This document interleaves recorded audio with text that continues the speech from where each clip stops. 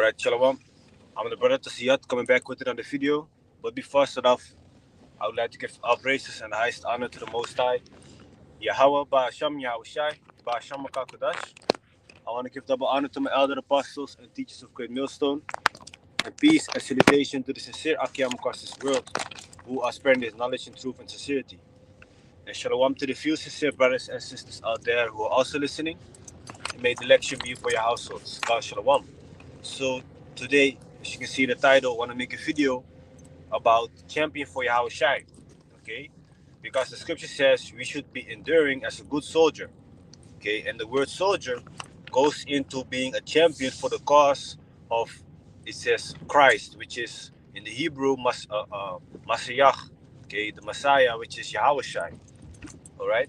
Now, in our lives, being in this truth, you're gonna go through some things that are gonna make you wonder, like, hey man, is this really what's supposed to happen, or is the Most High still dealing with me? You know, am I cursed? Why are these things happening to me? You know, so you might get thoughts and get doubts in your mind, like, hey man, maybe it's best if I'm not here, things like that. But we just gotta endure it, man. It's just simple as that. You know, we just gotta go through some things until Yahawashi returns, man. So this is 2 Timothy chapter 2, verse 3.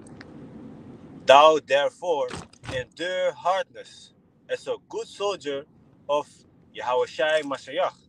Okay, like I said, the word soldier, you know, which a soldier is someone that is basically able to fight, you know.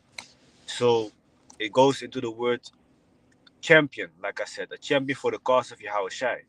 Okay, a champion is someone that fights for a certain cause, you know.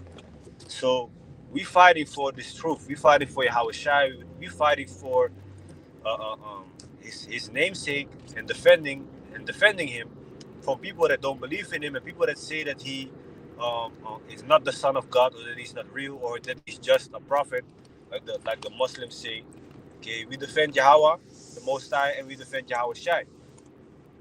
Okay, now we know that other brothers and sisters being in this truth also, of course, are going to similar afflictions.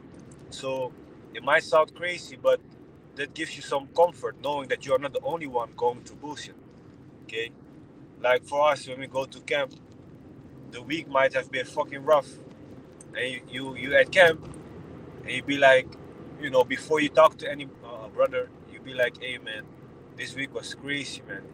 Then you talk to another brother, and he shares kind of the same stories, you know. And you be like, wow, I thought I was the only one suffering like this now, man. And now everybody is gonna suffer. Not everybody, every brother and every sister in this room is gonna suffer the same things at the same time. But like the scripture says in 1 Peter 5:9, whom resist steadfast in the faith, knowing that the same afflictions are accomplished in your brethren that are in the world. So our brethren, our brothers that are in the world, not as in this world, but are in the truth, but literally physically in this world still, are going through similar afflictions. Okay? Sisters also that are in this truth are going to go through some things, of course. Your faith is also going to be tested. Okay? Because focusing on the brothers, okay, your faith might be tested with camp. Okay, now in Holland it's snowy, it's cold as hell, but we still gotta preach the word, man. We still gotta edify the people, the Israelites, you know, the elect. We gotta edify the sheep of Yahweh Bashim Yashai. Okay, when people come up and acting tough, you know, thinking that they know everything, we just gotta defend the truth, man. We're not gonna say certain things just to please your ears. We're gonna give you the raw truth. Okay. Now, of course, we take into consideration who we are talking to, in the sense of, if you're talking to a little child, you're not gonna maybe use a lot of cuss words and what else. You know, you might use examples. Let's say it's somebody that is like 13, 14, 15 years old. Okay, you might not use cuss words. You might use examples about school. When you are breaking down the scriptures, you might use examples of when you don't listen to your parents, they're gonna punish you, this, that, and the third. You know, so of course we take into consideration who we are talking to. if you come with respect, we also give respect, but we do teach with some form of authority, because we know that we are preaching the truth. We know that you are the one that is supposed to be edified when it comes to the scriptures, when it comes to the truth. Okay. Now, certain people that come to us might also have valuable information, um, concerning things that are happening in the world, for example, or information about the meaning of a certain word, for example. Okay. But when you come to us, don't try to act like you are the one that knows it all. Okay. Like, you come to the house of the Lord, basically, man, because we believe that we are the real prophets of the one who created the whole universe, okay, whose name is Yahweh, and his son's name is Yahawashi.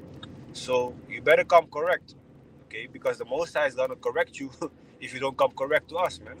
Because really, if you're acting tough, you're not doing it to us, you're doing it to the Lord, okay. But anyway, like I said, man, in this truth, you gotta go through some trials, some tribulations. The book of Acts, chapter. Wait. Book of Acts, chapter. What is it? Chapter 14 and 22 shows you this. But let me end this video because I think y'all cannot really hear me. Wait, let me end this video, and then Lord willing, I'll make another one.